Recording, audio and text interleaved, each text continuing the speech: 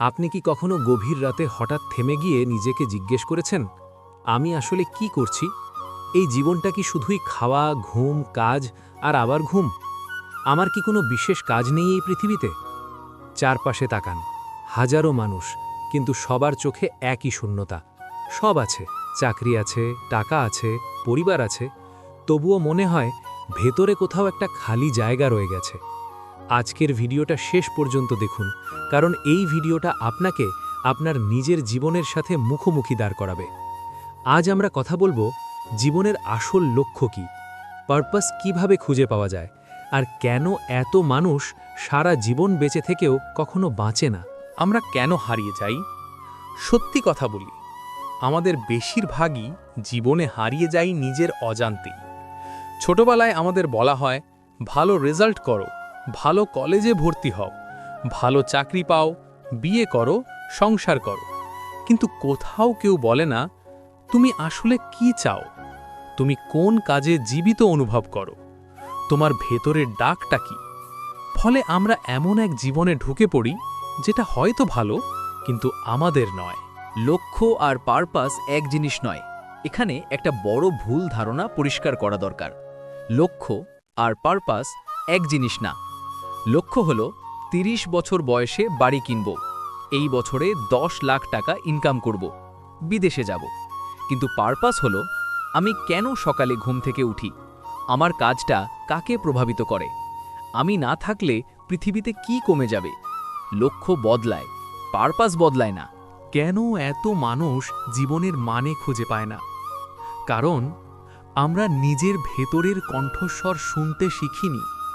আমরা অন্যের জীবনের সাথে নিজের জীবন তুলনা করি। আমরা ব্যস্ত থাকি কিন্তু সচেতন না। আমরা ভয় পাই, ভুল পথে গেলে কি হবে। কিন্তু শুনুন, ভুল পথে না গেলে কখনোই সঠিক পথে যাওয়া যায় না। নিজের সাথে একা হওয়া শিখুন। জীবনের পারপাস খুঁজে পেতে হলে প্রথম যেটা দরকার, একাকিত্ব। না, নিঃসঙ্গতা নয়, একাকিত্ব। দিনে অন্তত ১৫-২০ মিনিট মোবাইল ছাড়া, সোশ্যাল মিডিয়া ছাড়া শুধু নিজের সাথে বসুন। নিজেকে প্রশ্ন করুন, আমি কবে সবচেয়ে বেশি জীবিত অনুভব করি?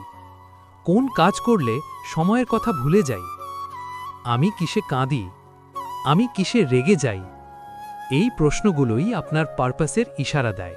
আপনার ব্যথা খুঁজুন। একটা কঠিন সত্য বলি, মানুষের পারপাস প্রায়ই তার সবচেয়ে বড় কষ্টের জায়গায় লুকিয়ে থাকে।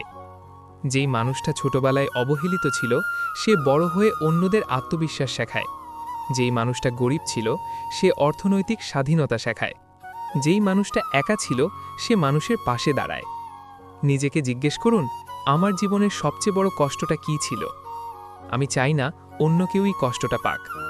ওটাই আপনার পারপাসের বীজ। পারফেক্ট প্ল্যানের জন্য অপেক্ষা বন্ধ করুন।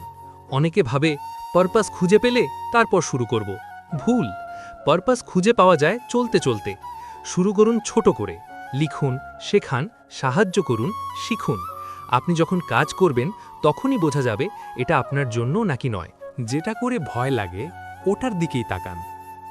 আপনি কি জানেন, যেটা করলে সবচেয়ে বেশি ভয় লাগে সেটার মধ্যেই সবচেয়ে বড় সম্ভাবনা লুকিয়ে থাকে।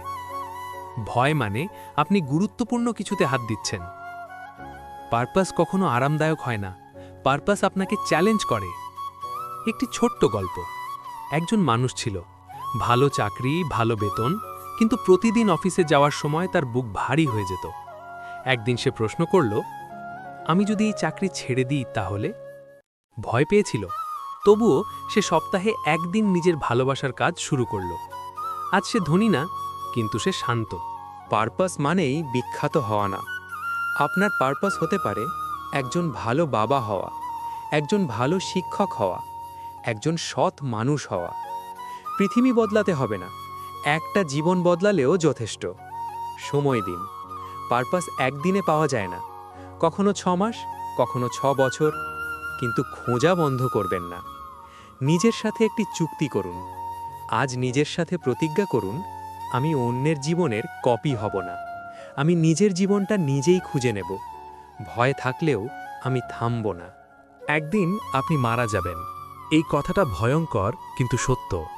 সেদিন কেউ আপনার ব্যাংক ব্যালেন্স মনে রাখবে না, কিন্তু মনে রাখবে আপনি কেমন মানুষ ছিলেন, আপনি কাকে ছুঁয়ে গিয়েছিলেন।